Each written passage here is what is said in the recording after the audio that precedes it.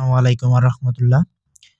আজকে আমি আলোচনা করব কিভাবে আপনারা একটি ফরম্যাট দিয়ে সব ধরনের গ্রাফ অ্যান্ড চার্ট লিখতে পারবেন। তো গ্রাফ অ্যান্ড চার্ট কি? গ্রাফ অ্যান্ড চার্ট হচ্ছে আপনার এরকম ধরনের একটা কোশ্চেন দেয়া থাকবে, এরকম ধরনের একটা চিত্র দেয়া থাকবে। তো সেই চিত্র এবং কোশ্চেনটা পড়ে সেখান থেকে আমাদের যাবতীয় যত ধরনের তথ্য আছে সেই তথ্যগুলো বর্ণনা করতে হবে। তো দেখেন বিভিন্ন ধরনের কোশ্চেন আসে। তো এখানে আমি একটা প্রশ্ন তুলে নিয়েছি। সে প্রশ্নটা হচ্ছে,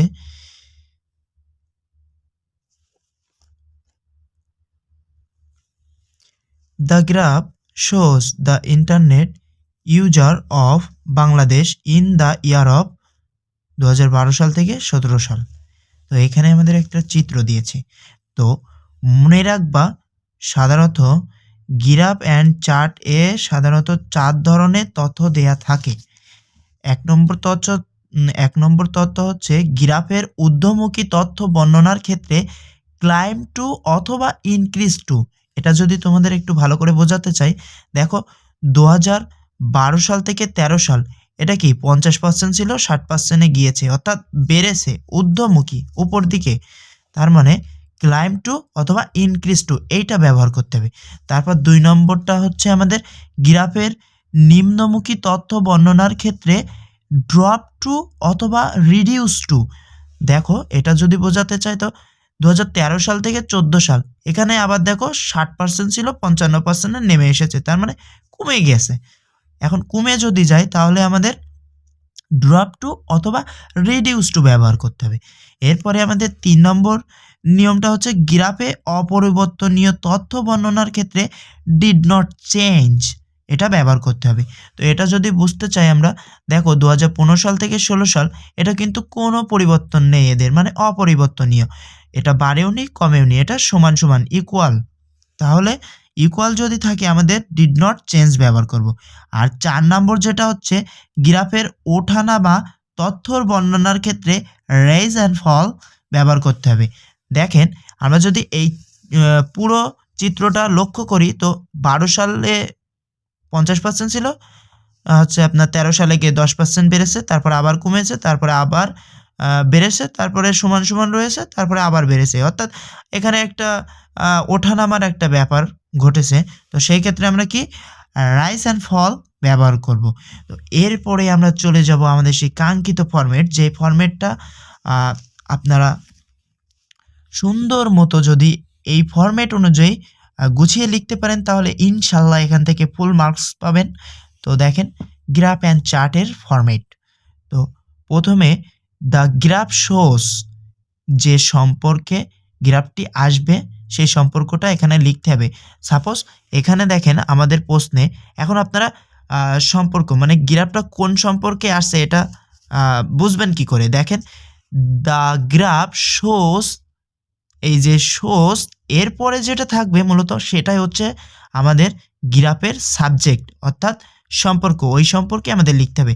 the internet user of Bangladesh, তো এখানে সেই আমাদের the internet user of Bangladesh কথাটি লিখতে হবে, অথবা মানে যে প্রশ্ন আসবে সেই প্রশ্ন অনুযায়ী এখানে সাবজেক্টটি বসাতে হবে। ইন দ্য ইয়ার অফ, এবার ইয়ার অফ এখানে প্রথম সাল টু শেষ সাল, অর্থাৎ এই যে আমাদের ১২ সাল ছিল, ১২ সাল থেকে ১৭ সাল, এখানে আমাদের ১২ সাল দিতে হবে টু ১৭ সাল। এরপরে লিখতে হবে according to the graph the highest percentage of, যে সম্পর্কে গ্রাফটি আসবে, এই যে প্রথমে যেটা বলেছিলাম ওই রকমই এখানে যে সম্পর্কে তোমার গ্রাফটা আসবে সেই সম্পর্কটা লিখতে হবে। ইন দ্য ইয়ার অফ, গ্রাফের সর্বোচ্চ পার্সেন্টের সাল, অর্থাৎ এখানে আমাদের সর্বোচ্চ পার্সেন্ট কত ছিল ২০১৭ সাল ছিল, আর এটার কত ছিল ৮০%।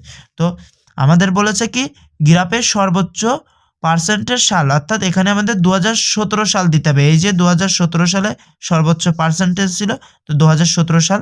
এরপরে অ্যান্ড ইট অজ, গ্রাফের সর্বোচ্চ পার্সেন্ট, এখন ২০১৭ সালে আমাদের সর্বোচ্চ পার্সেন্ট ছিল ৮০%। তো এইখানে আমাদের গ্রাফসের সর্বোচ্চ কি গ্রাফসের সর্বোচ্চ পার্সেন্টটা দিতে হবে, অর্থাৎ 80%, and the lowest percentage of যে সম্পর্কে গ্রাফটি আসবে। তার মানে এই যে এখানে আমাদের যেমন প্রশ্নে বলেছে the internet user of Bangladesh, এখানে ওইটা দিয়ে তারপর মানে হচ্ছে সাবজেক্টটা দিবে, তোমার প্রশ্নের যে সাবজেক্টটা থাকবে ওই সাবজেক্টটা দিবে, দেওয়ার পরে যে সম্পর্কে ইন দ্য ইয়ার অফ গ্রাফের সর্বনিম্ন পার্সেন্টের সাল, অর্থাৎ এখানে আমাদের গ্রাফের সর্বনিম্ন পার্সেন্ট কত ছিল, 2012 সালের সর্বনিম্ন পার্সেন্ট ছিল।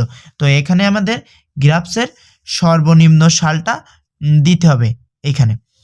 অ্যান্ড ইট ওয়াজ, এটার পার্সেন্টেজ মানে গ্রাফের সর্বনিম্ন পার্সেন্টেজ কত ছিল, এখানে আমাদের 2012 সালে 50% ছিল।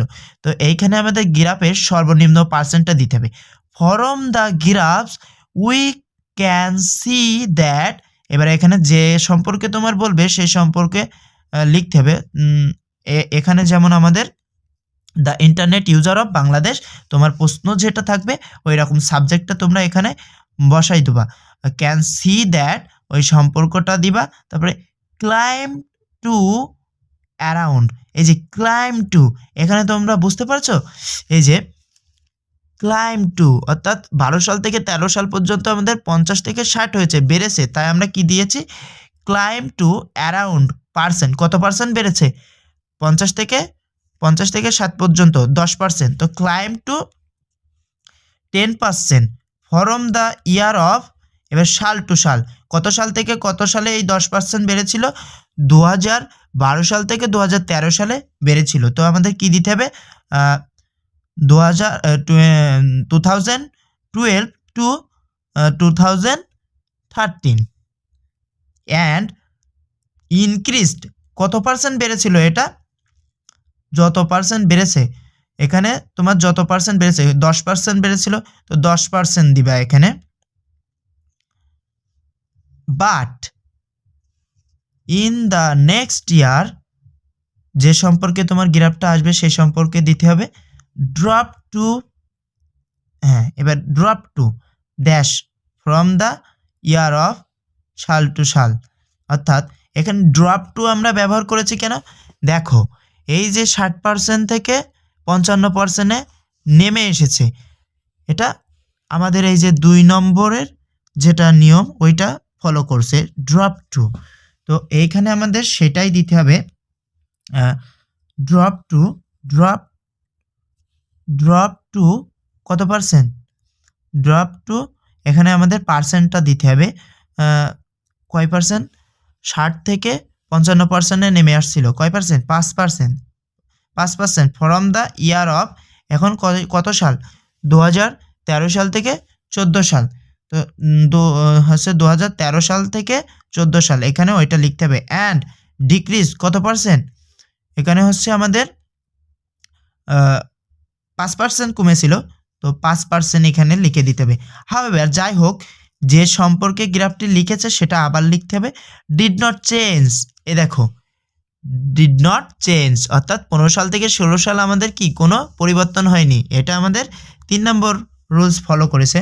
তো হাউএভার সম্পর্কটা লিখবে did not change in the year of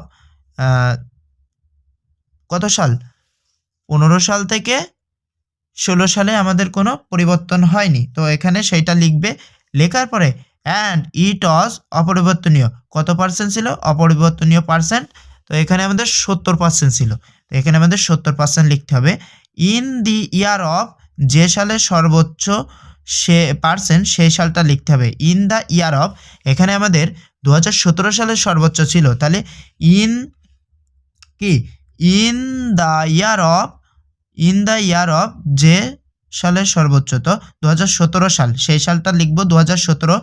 যে সম্পর্কে গ্রাফটি আসছে সেই সম্পর্ক the internet user of Bangladesh Aja record, এখানে সর্বোচ্চ সাল যেটা সবচেয়ে রেকর্ড করেছে মানে হাইস্ট, তো এখানে আমাদের 80%, তো এটা কি 2017 সালে, তো এখানে আমাদের রেকর্ডে রাখতে হবে ওইটাকে। তো সম্পর্কে গ্রাফটা অজ সম্পর্কটা লিখতে হবে অজ রেকর্ড গ্রাফের সর্বোচ্চ পার্সেন্ট, তো তো গ্রাফের সর্বোচ্চ পার্সেন্ট কত ছিল 80%। তো এখানে আমাদের লিখতে হবে 18% that was the highest percentage of the graphs. এরপরে আমরা চলে যাব শেষে। তো যখন গ্রাফটা মানে আমাদের গ্রাফটা শেষের পর্যায়ে দাস এভাবে the graph show us, graph আমাদের দেখায় যে সম্পর্কে গ্রাফটি আসবে সেই সম্পর্কটা আবার লিখবা রেজ অ্যান্ড ফল। এখানে দেখো রেজ অ্যান্ড ফল ওঠানামার একটা ব্যাপার আছে, তাই আমরা লিখেছি 4 নম্বর নিয়মটা রেজ অ্যান্ড ফল। তারপরে একের মোট সাল এবং শেষ সাল, তো এই যে 12 সাল থেকে 17 সাল এইটাই আমাদের এখানে লিখতে হবে 2012 থেকে 2017। তো এই ছিল আজকের ভিডিও। যদি ভালো লাগে অবশ্যই সাবস্ক্রাইব করবে, আর যদি ভালো না লাগে তাহলে একটা লাইক দিয়ে চলে যাবে। আর কথাটা হচ্ছে আরেকটি কথা, যে তোমরা প্রথমেই যদি আমাদের হাইয়েস্ট পজিশন এবং লোয়েস্ট পজিশনের কথাটা লিখে দাও তাহলে তোমাদের অলমোস্ট হাফ কাজ শেষ, অর্থাৎ এখানে হাফ নাম্বার তোমরা পেয়ে যাবে। কিন্তু ফুল নাম্বার পেতে গেলে তোমাদের একটু গুছিয়ে লিখতে হবে। তো এটাই হচ্ছে সম্পূর্ণ ফরম্যাট। আর এটার পিডিএফ যদি লাগে তাহলে কমেন্ট করো, আমি পিডিএফটা দিয়ে দেবো।